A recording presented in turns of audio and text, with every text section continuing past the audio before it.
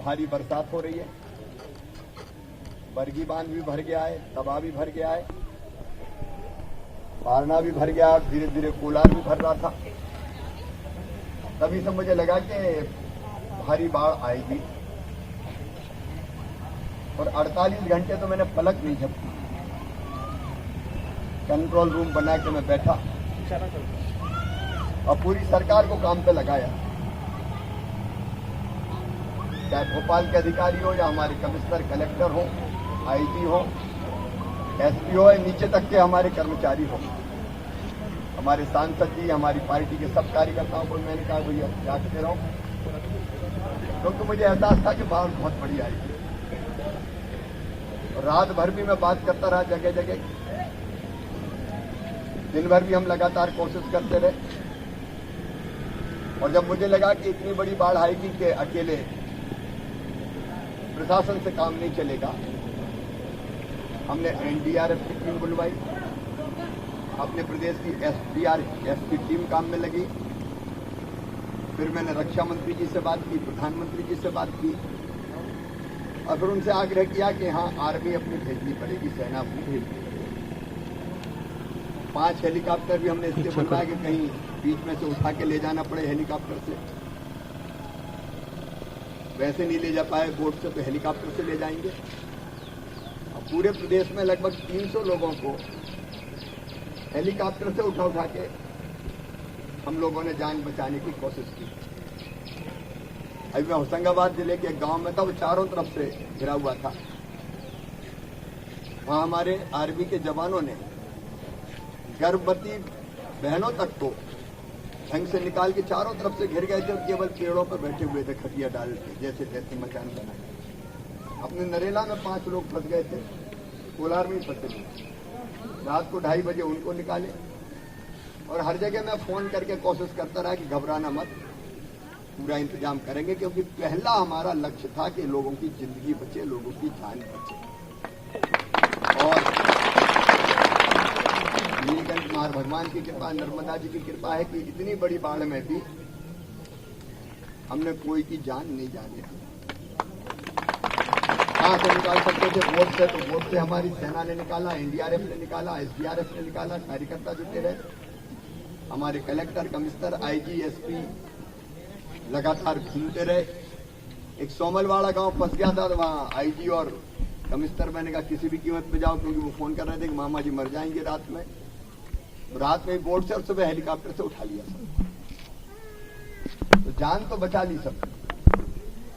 और जान बच गई तो जहान तो मामा है ही, तो बाकी चीजें बच जाएगी। परसों भी मैं निकला था, लेकिन बादल इतने घने थे, और बादलों में भी करंट रहता है। कई बार अगर उनमें बिजली करंट वाला मामला रहा तो ये स्थिति बनती कि हेलीकॉप्टर के पंखे तक टूट जाते। हम नर्मदा जी के ऊपर आके थोड़ा घूमे, फिर पायलट ने मुझे कहा कि यहाँ बादलों में, क्योंकि वहां हेलीकॉप्टर के उस पर भी दिखते हैं वो पीले लाल लाल बादल, वो इनमें अगर घुस गए तो फिर हेलीकॉप्टर निकल नहीं पाएगा। तो जैसे तैसे हेलीकॉप्टर निकाल के, क्योंकि नीचे भी कुछ नहीं दिख रहा था, हम वापस चले गए। लेकिन वहीं बैठ के काम किया, और कल तो फिर मैं पूरे इलाके को देख के सबको काम में लगा ही रहा था। और आज पहले मैं होशंगाबाद गया, होशंगाबाद के गांव पाला, कोट वगैरह वहां होके आए जो घिरे थे। और फिर मैंने कहा कि अब नीलकंठ भी पूरी तरह से घिरा हुआ है, ये सातदेव, टिकाली, चौरसा खेड़ी, छिपानेर, छिड़गांव, काछी, जो अपनी पूरी पट्टी है, ये सबसे ज्यादा प्रभावित हुई, क्योंकि एक तरफ तो नर्मदा जी, दूसरी तरफ कोलार आ गया। दोनों तरफ से जब पानी भरा तो पूरा गांव डूब गया अपना। नीलकंठ भी पूरा डूब गया, और आसपास के गांव चौसा केड़ी, सातदेव, टिगाली, छिड़गांव, काशी, मझली, ये भी पूरी तरह से डूब गया। बाकी तो कई गांव में नुकसान हुआ। अब मैं तो इस बार मुख्यमंत्री नहीं बना था, मैंने कहा 5 साल लड़ाई भिड़ाई का काम करते हैं, जनता को ये करो वो करो। लेकिन बीच में जब कोरोना आया तो फिर भगवान ने मुझे ही मुख्यमंत्री बना दिया। पहले तो कोरोना से लड़ रहे थे, कैसे जान बचे लोगों की, उसमें लगे रहे। अब कोरोना के साथ ये बाढ़ और आ गई, फसलें भी खराब हो गई, मकान भी नुकसान हुआ है। लेकिन मैं ये कहने आया हूं कि चिंता करने की जरूरत नहीं है, अपनी जिंदगी बच गई। अब बाकी तो जहान बचाने की व्यवस्था बनाने का काम मैं करूंगा, सरकार। अब से लगातार प्रशासन संपर्क में, हम क्या भोजन की आवश्यक चीजों की कोई दिक्कत ना हो इसका प्रयत्न करो, जब तक घर में रोटी नहीं बने तब तक। और अब हर तरह की व्यवस्था सर्वे करके अगर सामग्री का नुकसान हुआ तो वो भी देखेंगे, कपड़ा लत्ता बर्तन भाड़े और बाकी मकानों में क्षति पहुंची है तो वो भी देखेंगे, अपन क्षतिपूर्ति करेंगे, फसलों के नुकसान के भी सर्वे करवा के उसकी भी राहत देंगे और फसल बीमा योजना का लाभ भी दिलवाएंगे। इस समय सरकार की हालत भी तंग है क्योंकि कोरोना के कारण पैसा नहीं है खजाने में, लेकिन मैं कहीं से भी इंतजाम करना पड़े मैं करूंगा। मुख्यमंत्री कहना ही मेरे पास तो नहीं है, ऐसा मैं नहीं हो सकता, इसलिए हम व्यवस्था करेंगे और फिर से अपने परिवार को वैसा का वैसा बसाएंगे। अब कोई परेशान ना हो, कष्ट तो है मैं जानता हूं, घर जब छोड़ते हैं चीजें भीगती है, परेशानी होती है, तकलीफ तो होती है, लेकिन इस तकलीफ के पार भी मैं निकाल के ले जाऊंगा, ये पूरी टीम निकाल के ले जाएगी। प्रशासन यहाँ पे है, जैसे पानी उतरता है सर्वे का काम, उस सर्वे में भी हड़बड़ नहीं, आराम से ढंग से देखभाल के, ताकि कोई जिनका नुकसान हुआ वो छूटे नहीं, न्याय हो, गड़बड़ कहीं ना हो। जब पानी उतर जाएगा तब खेतों का सर्वे शुरू करेंगे, उसके पहले जैसे ही अब ये उतरे, क्योंकि पहले तो हम जिंदगी बचाने में लगे थे, तो घरों का सर्वे शुरू हो जाए तो बाकी सारी व्यवस्था मैं बना दूंगा, आप चिंता नहीं करें। थोड़ा कोरोना के कारण इतनी दूरी रखना जरूरी है, क्योंकि मैं तो चपेट में आके अस्पताल में रह चुका, तो वो सावधानी भी सबकी जरूरी है। और मास्क अगर अपन लगाते हैं तो जब बात करते हैं तब खोल लेते हैं, तो उस लगाने का कोई मतलब ही नहीं है। और दूसरे मुंह के साथ नाक पे भी लगना चाहिए, तो कोई बात है नहीं, तो नाक से भी प्रवेश करते हैं वो। हमारे लोकप्रिय सांसद आदरणीय रमाकांत भार्गव जी, हमारे वरिष्ठ और आदरणीय नेता श्रीमान गुरु प्रसाद शर्मा जी, जिलाध्यक्ष जी, सभी साथीगण, प्रशासनिक अधिकारीगण और मंडी के मेरे बहनों और भाई, मैं जब मुख्यमंत्री बना तो उसके पहले ही कोरोना फैल चुका था, और पहले मैंने दिनों रात कोशिश ये की कि कोरोना से जनता को बचाऊं। जब मैं आया तो ना तो टेस्टिंग की व्यवस्था थी, ना इलाज की व्यवस्था थी, ना अस्पताल की व्यवस्था थी, ना उपकरणों की व्यवस्था थी,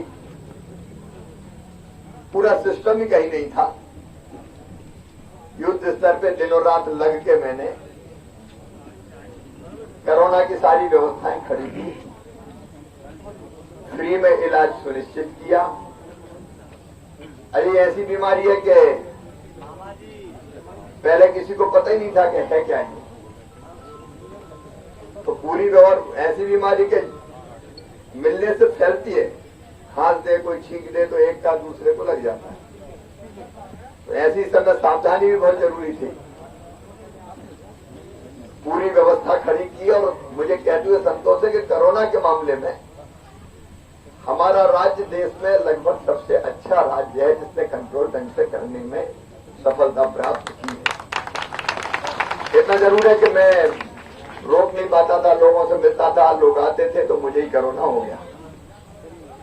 अब कोरोना से ढंग से निपटे नहीं थे कि सोयाबीन खराब होने की खबर आई तो फिर उसमें दौड़ा मैं, और फिर नर्सों, ये बाढ़ जैसे नर्सों तो शायद मैं खाते गांव आई था, और लौटते लौटते मैं जब तक पहुंचा, दूसरे दिन रहती और चकल्दी लालपुर आना था, लेकिन हालत ये हो गई कि शाम से ही रात से खबर आने लगी भारी बारिश हो रही है।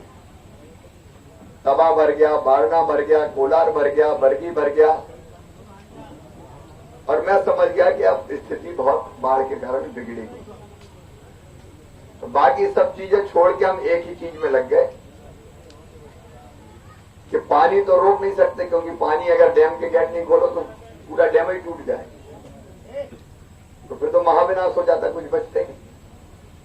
जितना हो सका एक के बाद दूसरे डैम का पानी छोड़ा, लेकिन बारिश ऐसी हो गई कि मजबूरी हो गई। फिर हमें लगा कि जिंदगी बचाना है अब सबसे पहले, और कुछ नहीं, लोग जिंदे बच जाएंगे। और जैसे पानी भर गया मंडी में, आप नहीं सोए दिन और रात, वैसे ही 3 दिन से मैंने चैन की सांस नहीं ली। 48 घंटे तो पलक से पलक मेरी नहीं लगी।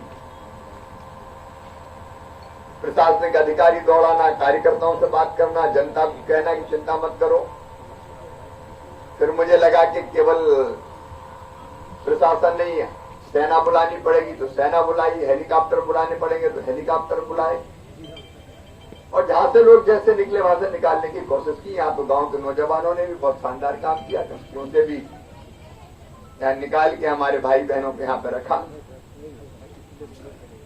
अब एक सफलता हमको मिल गई कि एक भी जान नहीं गई। वो अलग बात है, कोई माना नहीं और पुलिया पे से निकल गया कहीं, और इक्का दुक्का घटना ऐसे हो गई, बह गया। लेकिन डूबने से कोई मौत मध्य प्रदेश में एक भी नहीं हुई। अब जिंदगी तो बच गई, परिवार की व्यवस्थाएं बेहतर करना है। अब मंडी में मैं पूछता हुआ देखते हुए चला रहा था, दीवारों पर लगा पानी, मैंने देखा अधिकांश घर 1 मंजिल तक डूब गए। और जैसा मैं बता रहे थे कि अब पानी लग गया था, तो ये कौन सा इलाका बचा होगा? कपड़े लत्ते, बर्तन भांडे, अनाज, फसलें सब खराब हुई है। मकान भी जो कच्चे थे उनको क्षति पहुंची है। तो अब मेरा काम है, सरकार का काम है, भारतीय जनता पार्टी की, कि जान तो बच गई, जहान बचाना है। अब घर कैसे ठीक से स्थापित हो जाए इसकी कोशिश करनी है। और इसलिए मैं लगातार, परसों भी मैं घूम रहा था, बादल बहुत थे, ढंग से देख नहीं पाए। कल मैं यहां से निकला था देखते हुए,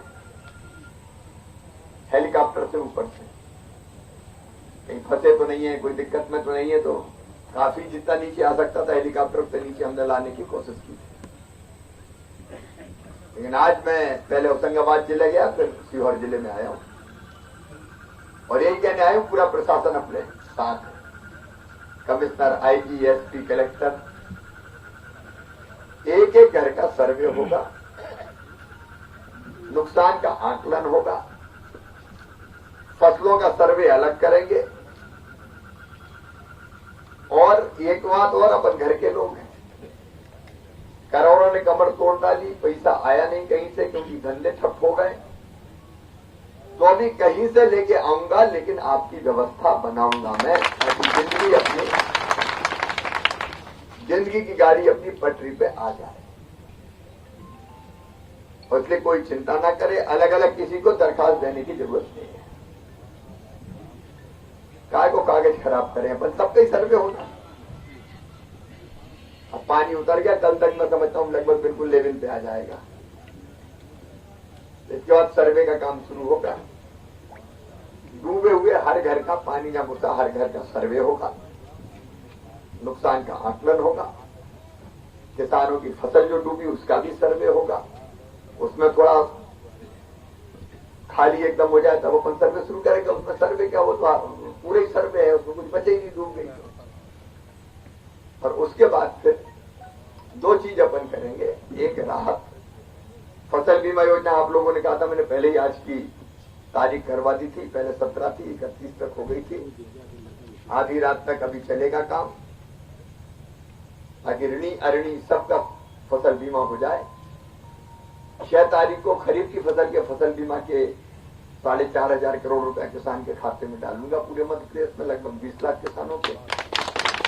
और उसके बाद फिर इसकी व्यवस्था करके राहत का भी आरबीसी 6-4 में जो पैसा देते हैं वो भी देके लगभग मैं नुकसान की भरपाई पूरी कर दूंगा।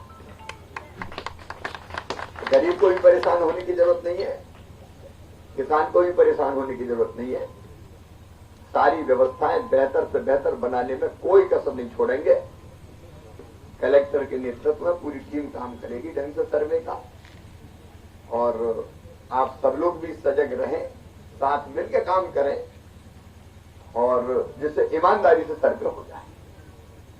मैं यही कहने आया हूं, तो घबराने की जरूरत नहीं है, बाकी सारी परिस्थितियों से निपटेंगे और संकट के पार निकाल के ले जाऊंगा। बहुत बहुत धन्यवाद। एक बड़ी प्राकृतिक